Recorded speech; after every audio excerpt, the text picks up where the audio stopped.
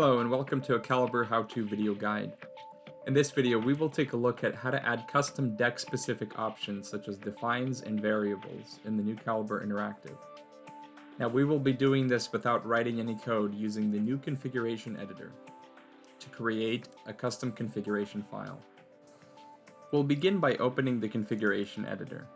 In this case, we already have a project in which we rearranged some default items. Now we are ready to add new custom items to our project. We can now begin adding our deck-specific options. We'll begin by adding a header. In the DRC setup page, click the plus icon to add a new custom item. This will bring up the Add Item menu. We'll go over to Item Type and change it to Header. Once we've selected Header, we can change the label to DRC Rule Deck Setup Options and click OK. Next, we'll add a label called Select Checks. In the Add Item window, we change the type to Label and add label Select Checks and click OK. Once we've added a header and a label with instructions, next we'll add our custom defines that control the different switches in our DRC rule deck. Once again, we go to Add Item. In the Add Item menu, we leave the item type as Define and we leave the define type as Boolean. In this case, we enter the name as nwell_checks.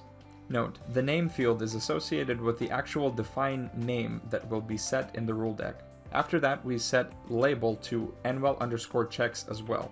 Label is associated with the display name and how it will appear in the GUI once the configuration is applied. After that, we enter a description. In this case, we give the instruction to select to run nwellchecks. The description will appear as a tooltip once the mouse is hovered over the item, to give users a hint of what the define will do if enabled. Finally, we set the value to enabled. This will have the option be selected by default. We repeat this process for all of the relevant defines that pertain to our specific Calibre rule deck.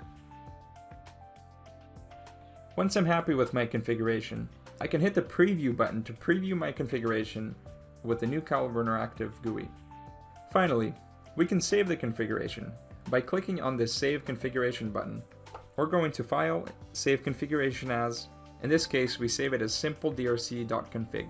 We can now load the configuration file along with our runset file by invoking calibre-GUI-drc-config and our configuration file simpledrc.config. And now we can see new Calibre Interactive has opened our simple configuration that we have created using the configuration editor without writing any code. Thank you for watching this Calibre how-to video guide.